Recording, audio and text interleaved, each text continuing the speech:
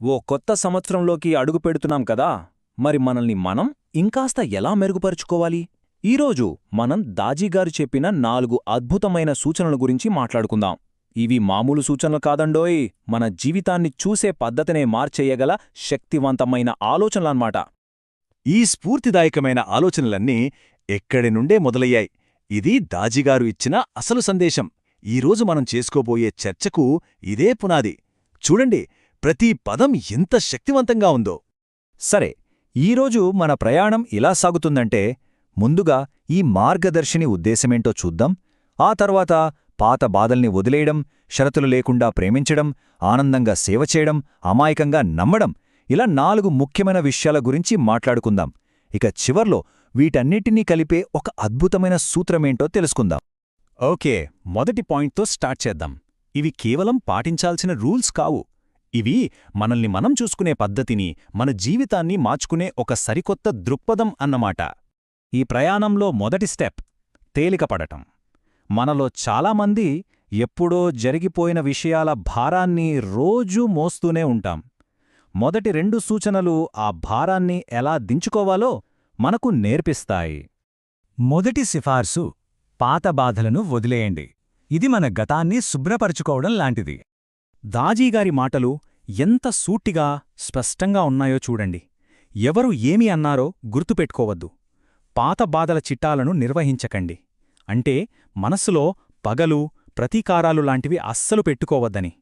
ఈ ఆలోచన ఎంత స్వేచ్ఛనిస్తుందో కదా. ఈ బాధల చిట్టాలు భలే పదం కదా. అంటే మన మనసులో ఓ లెక్కల పుస్తకం పెట్టుకున్నట్టన్మాట. ఫలానా వాళ్లు నన్ను ఇలా అన్నారు, వీళ్ళు ఈ తప్పు చేశారు అని అన్నీ రాసిపెట్టుకుంటాం.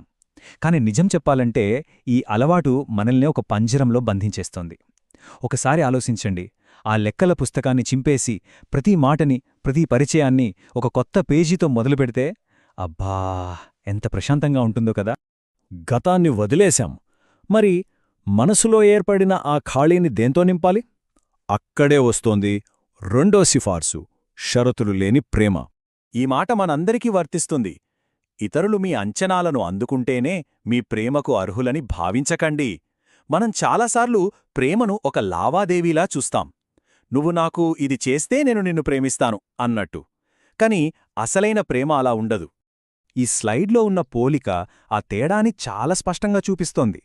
ఒకవైపేమో అంచనాల్తో నిండిన బరువైన ప్రేమ, దాన్ని ఎప్పుడూ సంపాదించుకుంటూనే ఉండాలి. మరోవైపు ఎలాంటి లెక్కలు గట్రాలేని స్వేచ్ఛనిచ్చే ప్రేమ. మన సంబంధాల్లో మనం ఏ వైపుండాలనుకుంటున్నాం? ఓకే, మనసులో ఉన్న చెత్తను తీసేశాం. ఇప్పుడు అందమైన మొక్కలు నాటాల్సిన టైం వచ్చింది. తరువాతి 2 సూచనలు మన జీవితంలోకి పాజిటివిటీని, స్వచ్ఛతను ఎలా తీసుకురావాలో చెబుతాయి. ఇది ఒక రకంగా పునర్నిర్మాణ దశ అన్నమాట. 3వ సిఫార్సు మనం ఇతరులకు చేసే పనుల వెనుక ఉన్న అసలైన ఉద్దేశం మీద దృష్టి పెడుతుంది. ఆనందంతో సేవ చేయండి. ఈ పోలిక ఎంత అద్భుతంగా ఉందో కదా. ఒక చిన్న పిల్లాడు తన బొమ్మను ఇంకొకరికి ఇచ్చినప్పుడు దానికి బదులుగా ఏమొస్తుందని అస్సలు ఆలోచించరు. కేవలం ఆ పంచుకోవడంలోనే ఆనందాన్ని వెతుక్కుంటాడు. మనం పెద్దయ్యే కొద్దీ ఆ స్వచ్ఛమైన ఆనందాన్ని ఎక్కడో మర్చిపోతాం. దాజిగారు మనకు సరిగ్గా అదే గుర్తుచేస్తున్నారు. ఇక్కడసలు పాయింట్ ఏంటంటే, మనం చేసే పని వెనుకున్న ఉద్దేశం. ఎవరో మెచ్చుకోవాలనో, గుర్తింపు రావాలనో చేస్తున్నామా, లేకపోతే కేవలం ఇవ్వడంలోనే ఆనందాన్ని పొందుతున్నామా? మన అహాన్ని పక్కన పెట్టి సేవ చేసినప్పుడే దాని అసలైన సంతృప్తి మనకు దొరుకుతుంది. ఇక చివరిది 4వ సిఫార్సో. ఇది వినడానికి చాలా సింపుల్గా అనిపించొచ్చో, కాని ఆచరించడానికి బహుశా అన్నింటికన్నా కష్టమేమో. అమాయకత్వంతో నమ్మండి. ఈ మాటల్ని కాస్త జాగ్రత్తగా వినండి. సంబంధాలు కష్టంగా మారినప్పుడు ఒక పసిపిల్లవాడిలా నమ్మండి. అవతలి వ్యక్తి దానికి అర్హుడని రుజువైనందువల్ల కాదు. నమ్మకమనేది మన సహజ స్వభావం కాబట్టి. అంటే నమ్మకమనేది అవతలివాళ్ల ప్రవర్తన మీద ఆధారపడకూడదు. అది మన సొంత ఎంపికవ్వాలి. ఇది బలహీనత అని చాలామంది అనుకోవచ్చు. కాని అస్సలు కాదు. ఇది మన సహజ స్వభావానికి తిరిగి వెళ్లడం. నమ్మకాన్ని ఎంచుకోవడం అనేది చాలా ధైర్యంతో కూడిన నిర్ణయం. ఎందుకంటే అది మనల్ని రోజూ అనుమానించే భారం నుండి విముక్తి చేస్తుంది. ఇది ఇతరుల కోసం కాదు, మన సొంత మనశ్శాంతి కోసం మనం తీసుకునే నిర్ణయం. ఇప్పుడు మనం మాట్లాడుకున్న ఈ 4 సూత్రాలను కలిపి చూస్తే మనకొక అద్భుతమైన విషయం అర్థమవుతుంది. వీటన్నింటినీ కలిపే ఒకే ఒక దారముంది. అదే అమాయకత్వానికి దారి. ఈ ఫ్లోని గమనించండి. మనం పాత గాయాలను వదిలేసినప్పుడు అంచనాలు లేకుండా ప్రేమించడం చాలా తేలికవుతుంది.